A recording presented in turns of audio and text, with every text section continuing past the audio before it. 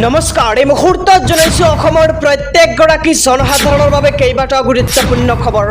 আজি হৈছে 11 এপ্ৰিল। আজিৰ দিনটোতে অসমৰ লগতে ভাৰতবৰ্ষৰ বিভিন্ন প্ৰান্তৰ পৰা কেইবাটাও গুৰুত্বপূৰ্ণ খবৰ যুগুত কৰা হৈছে। এই মুহূৰ্তত জনাইছো আজিৰ প্ৰথমটো খবৰেই ৰাজ্যবাসীৰ বাবে এটা ডাঙৰ খবৰ। অসমলৈ আহি আছে ৰাহুল গান্ধী। 17 এপ্ৰিলত যোৰহাট ডিব্ৰুগড়ত ৰাহুলৰ প্ৰচাৰ সভা। কেইবাটাও গেৰেণ্টি লৈ চলাব নিৰ্বাচনী প্ৰচাৰ। গৌৰৱ গগৈ লুৰিণজ্যোতি গগৈৰ সৈতে প্ৰচাৰ চলাব ৰাহুল গান্ধীয়ে। পুৱা 11 বজাত গৌৰৱ গগৈৰ হৈ জনসভা সম্বোধন ৰাহুলৰ আৰু দুপৰীয়া 1 বজাত লুৰিণজ্যোতি গগৈৰ হৈ প্ৰচাৰ চলাব ৰাহুল গান্ধীয়ে। দুদিনীয়া কাৰ্যসূচীৰে আজি অসমলৈ আহিব জয়ৰাম ৰামেশ আৰু যোৰহাট গুৱাহাটীত সংবাদ মাধ্যমক সম্বোধন কৰিব জয়ৰাম ৰামেশে। আৰু অসমলৈ আহি আছে কংগ্ৰেছৰ যুৱৰাজ ৰাহুল গান্ধী। 17 এপ্ৰিলত যোৰহাট ডিব্ৰুগড়ত ৰাহুলৰ প্ৰচাৰ সভা। কেইবাটাও গেৰেণ্টি লৈ চলাব নিৰ্বাচনী প্ৰচাৰ। গৌৰৱ গগৈ লুৰিণজ্যোতি গগৈৰ হৈ প্ৰচাৰ চলাব ৰাহুল গান্ধীয়ে। পবিত্ৰ ঈদ উল ফিতৰক লৈ ব্যাপক উৎসাহ। অসমত 11 এপ্ৰিলত পালন কৰা হ'ব পবিত্ৰ ঈদ উল ফিতৰ আৰু কেন্দ্ৰীয় হিলাল কমিটি অসমে ঘোষণা কৰিলে ঈদৰ দিন। আৰু দিন ঘোষণাৰ লগে লগে মুছলমান লোকৰ মাজত উৎসাহ দেখিবলৈ পোৱা গৈছে।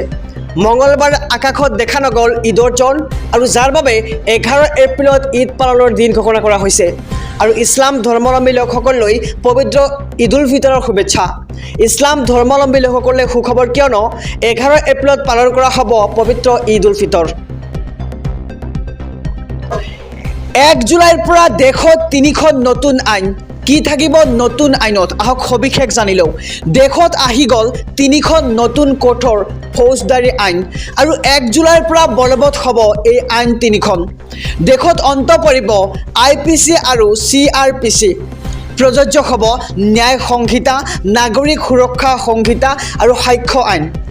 নতুন আইন অনুসৰি গণহত্যাত জড়িত অপৰাধীক দিয়া হ'ব ফাঁচী আৰু কিশোৰী ধৰ্ষণত জড়িত অপৰাধীক যাৱজ্জীৱন কাৰাদণ্ড দিয়া হ'ব আৰু দলবদ্ধ ধৰ্ষণত থাকিব মৃত্যুদণ্ডৰ শাস্তি। আৰু আৰক্ষীয়ে দিব লাগিব গ্ৰেপ্তাৰ কৰাৰ তথ্য আৰু গ্ৰেপ্তাৰ কৰিলে পৰিয়ালক তথ্য দিব লাগিব আৰক্ষীয়ে। সন্ত্ৰাসবাদক লৈও দেশত বলবৎ হ'ব কঠোৰ আইন আৰু মানৱ অধিকাৰৰ নামত সন্ত্ৰাসবাদীক দিব নোৱাৰিব নিৰাপত্তা। আৰু নতুন আইন মৰ্মে ৰাজদ্ৰোহৰ পৰিৱৰ্তে থাকিব দেশদ্ৰোহ আইন আৰু প্ৰযোজ্য নহ'ব হিট এণ্ড ৰাণত আৰোপ কৰা শাস্তি। আৰু সাময়িকভাৱে কেন্দ্ৰীয় চৰকাৰে স্থগিত ৰাখিলে 106 নম্বৰ ধাৰাটো। অৰুণোদয় লাভ নকৰা সকলক লৈ মুখ্যমন্ত্ৰীৰ নতুন সিদ্ধান্ত। অৰুণোদয় আঁচনিৰ বাবে নতুনকৈ কৰিব পাৰিব আবেদন আৰু ৰেচন কাৰ্ড থাকিলে আপুনি লাভ কৰিব মাহেকত 1250 টকা। আৰু নতুনকৈ 2,50,000 লোকক অৰুণোদয়ৰ ধন প্ৰদান কৰিব চৰকাৰে আৰু 1250 টকা পোৱা মহিলাই লাভ কৰিব 2খনকৈ নতুন আঁচনিৰ সুবিধাও। আৰু প্ৰধানমন্ত্ৰী জীৱন বীমা লগতে প্ৰধানমন্ত্ৰী যোজনাৰ সুবিধাও পাব হিতাধিকাৰীসকলে।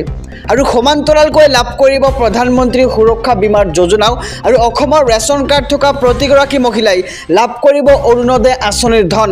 আৰু অৰুণোদয় লাভ নকৰা সকলক লৈ মুখ্যমন্ত্ৰীৰ নতুন সিদ্ধান্ত যে এতিয়াৰে পৰা প্ৰতি বছৰে সলনি হ'ব অৰুণোদয় আঁচনিৰ নিয়মসমূহ। আৰু অৰুণোদয় আঁচনিৰ বাবে আপুনি নতুনকৈ কৰিব পাৰিব আবেদন। ৰেচন কাৰ্ড থাকিলে আপুনি লাভ কৰিব 1250 টকা মাহেকত। নিৰ্বাচনৰ পিছতে সমগ্ৰ দেশজুৰি বলবৎ হ'ব UCC। UCCক লৈ পুনৰ ডাঙৰ ঘোষণা কেন্দ্ৰীয় গৃহমন্ত্ৰী অমিত শ্বাহ। UCC বলবৎ হোৱাৰ পূৰ্বে হ'ব পূৰ্ণ চৰ্চা আৰু ধৰ্মৰ আধাৰৰ ভিত্তিত আইন হ'ব নোৱাৰে। জনতাৰ হিতৰ বাবে আইন হ'ব লাগে আৰু সমাজ ব্যৱস্থাক শুধৰণি কৰাৰ বাবে আহিব UCC ব্যৱস্থা। নিৰ্বাচনৰ পিছতে সমগ্ৰ দেশজুৰি বলবৎ হ'ব UCC। আমি খবৰটো আকৌ জনাবলৈ যত্ন কৰিম। UCCক লৈ পুনৰ ডাঙৰ ঘোষণা কেন্দ্ৰীয় গৃহমন্ত্ৰী অমিত শ্বাহ। UCC বলবৎ হোৱাৰ পূৰ্বে হ'ব পূৰ্ণ চৰ্চা আৰু ধৰ্মৰ আধাৰৰ ভিত্তিত আইন হ'ব নোৱাৰে। জনতাৰ হিতৰ বাবে আইন হ'ব লাগে আৰু সমাজ ব্যৱস্থাক শুধৰণি কৰাৰ বাবে আহিব UCC।